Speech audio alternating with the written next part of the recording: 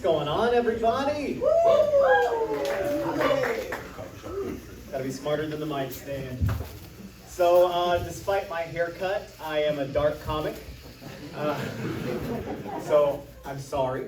And I was actually worried about going back to the table with my new friends I just met, these lovely people, but then they brought popcorn and didn't invite me to any of it. So, it's not my fault. It's going to be awkward when I sit back down. So, like a lot of comics, I'm single. Can't figure out why that is. I actually just got divorced in August. Yeah, it was a great year. It was wonderful. It's weird now because I don't know how to meet women. I have no clue. Most time when I do meet a woman, she thinks I'm gay. I get it. I picked out these shoes. They're cute though. No, it's I don't know. I've never been the manliest guy. Like I am 100% straight, but from the wrist down, I'm a little sus. Like I'm straight, but my hands are telling another story. It's odd. I've never been a manly guy. I realized early on in school that I could not catch a ball, but I had rhythm. So I joined the ballet class, and I was the star male dancer in my ballet class because I was the only male dancer in my ballet class, which worked out for me. I thought I was the smart one because I was in an air-conditioned room lifting lovely young women in tights. And the other butch boys were on the football field in August sacking each other. And then what's worse, the other boys were on a cold gymnasium floor wearing unitards for some reason. Wrestling being judged by a very aggressive man with a whistle. I assume he just awards a trophy to the most handsome boy. I don't know how sports work. And then after these kids are done fighting each other for their parents' and faculty's amusement, they soap up and get in the shower, you know, straight kind of shit. We're working out some new material tonight. Yeah, so a lot of people are trying to introduce me to single moms. Look, I respect a single mom.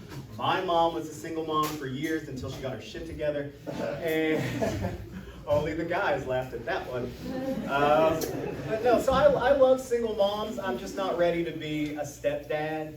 I'm not at all, because I don't want to be a father. And it's only because I really like having money and freedom. It's nice. Like I do pretty much whatever I want to do, whenever I want to do it, within reason. You know, I go to work, but then I come home. And I put on the music I want to listen to. I smoke as much weed as I want to smoke, which is a lot. And yeah, the head shop manager clapped for that one. I'm keeping you in business. But no, and so I do pretty much whatever I want. And I realize that doesn't sound like the most exciting life to a lot of people. But at no point during any of the activities that I just mentioned did I have to even for a second pause to wipe literal shit off of another human being. And any day that happens, that's a win in my book. Oh gosh, what else we got? So I made a purchase recently. I saved up my pennies and I bought a VR headset, an Oculus. It's super dope. And within the first 20 minutes, I was jerking off. Yeah, right? I did the initial, I don't know if you're video game enthusiast or jerking off enthusiast. I'm both, because I'm single. But no, so within like the first 20 minutes, I do the setup, I put on my Facebook because I'm an elder millennial, and then it's straight to Pornhub. Like, I didn't even make it upstairs to my fleshlight. Like, it was just Insta tits right there. My cats watched, I didn't care. I wanted them to. That's a weird thing to say in front of a group full of strangers. I'm so sorry. It is, but I want you to know. I do. Because I'm really selfish and I don't like to share my stuff. So if any of you are ever at my house and you want to play with my VR machine, just remember there's a little cum on it. There's a little bit. I'm a clean guy. My house is clean, but I feel like anywhere you go, there's going to be a little bit of cum. You go to your parents' house, there's going to be a little bit of cum. You go to yoga class, a little bit of cum. You go to a Wiggles concert because being single and childless is not going to affect your interests. Buckets of cum everywhere. How do I know there's cum at a Wiggles concert? Because I jerked off the Wiggles.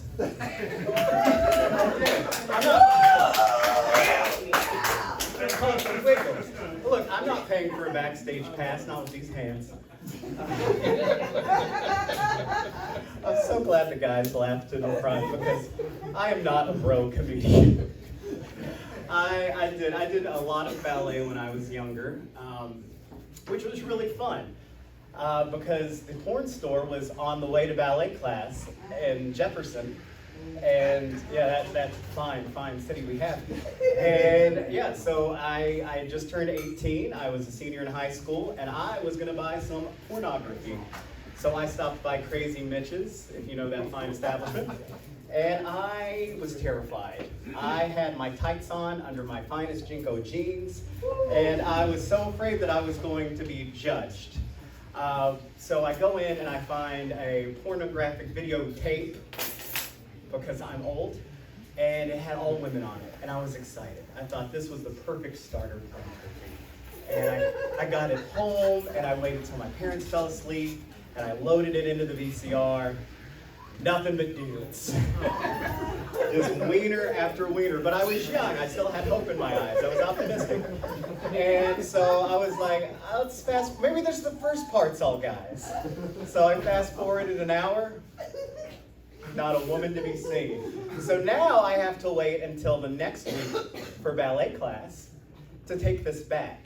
And the man does not believe me. I go, it's all guys, sir. It's not for me. And he has a big screen. He goes, let's see. Boom. Dick after dick after dick. He goes, all right, sir, go pick yourself out another one. And I was so nervous. I don't know why I was so afraid of being judged by the dirty bookstore people. You know? I thought like the guy stocking the dildos, I'm sorry, was going to think I was the weird one. Like he's just going to be going, that guy was odd. Oh, what a weirdo. He looked all nervous. He was... What I'm saying is be a master of your craft, people, no matter what you do. Oh, what else do we have? Okay, so I did have my VR, my personal VR porn machine. I'm going to use it tonight. I'm really afraid though to use the VR machine with the fleshlight. I'm afraid of what it'll do to me. I'm terrified I'll turn into some kind of horny cyborg, just roaming the streets, banging crime, you know? Earmuffs and a huff. Oh, you think you're gonna rob that bank? No, you're not. Get fucked. They call me RoboCop. Yes, McGruff the crime dog takes a bite out of crime. I take a piece of your innocence. Oh, I'm so sorry. I'm half Italian and half Jewish, so I'm just always hungry and sorry. It's something we do. Yeah, so a lot of kids had to take showers after gym class. I did not have to enjoy that because after my gym class was show choir class, which was the last class of the day. So there was no point in me taking a shower after running laps when I'm just going to shake my booty to a sweet Journey remix. I am not the only person in this room who's seen Glee. Yeah. Okay. I don't know where I was going with that. I just felt really judged for being a 40-year-old man who likes Glee. So yeah, I did get divorced. You might be wondering why I got divorced. I'll answer that question with another question. Have you ever heard of the band Hanson? Yes. Don't clap for them. They're the reason I'm single. See, I don't have a problem with the band Hanson. I have a problem with Hanson fans. They are obsessed with this band who came out in the late 90s, early 2000s, who wrote the song MMMBop. Yes, if you don't know the song MMMBop, you're better for it. If you're wondering what the song MMMBop's about, I would refer you to the title, which is MMMBop. It's nonsensical. It's disgusting. It is the worst song ever conceived, heard of, or written. It's like vomit took a shit. It's terrible. And it's not the band that I have a problem with so much.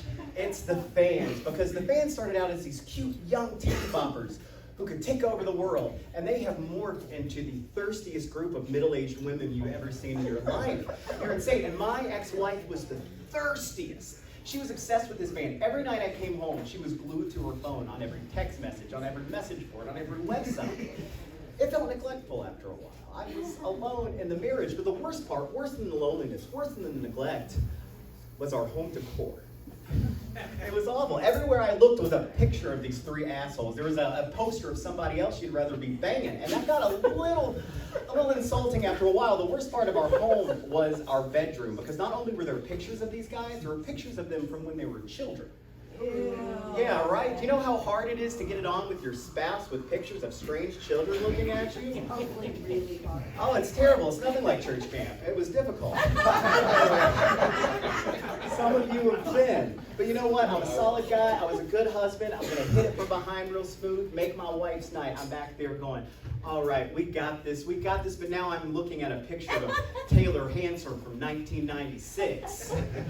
Yeah, I know all of their names, Taylor, Zach, and Isaac. Out of everything I could have lost in the divorce, why didn't I lose that information? That's tattooed on my brain. Thanks, dear. But I'm a solid guy. I'm back there. I'm going to make it happen. Except now the lights are low and this picture's all dark and grainy. I feel like I'm staring at a dead kid on an old milk carton. But I've never let that stop me before. So I'm back there and I'm going, we got this. Oh God, do you think they found it? Yeah, now she's all pissed off and confused, going, what's wrong? Like, I don't know, honey. I'm not gross. That's the problem. Now I'm terrified that To Catch a Predator's Chris Hansen is going to come knocking at my door. Which, by the way, is the only Hansen in this bit I give a shit about. I respect him. He'll come through the door. Sir, do you know what you were just looking at? Yeah, the back of her head till shit got weird. I'm going to sit that one for a minute. I think that deserves a little bit more. Sir, we have some things to discuss. No, you have things to discuss with her. She's got the text thread and message boards. Good luck, honey. Hey, you guys are a fun audience. Thank you so much for listening to me. Enjoy the rest of your time tonight.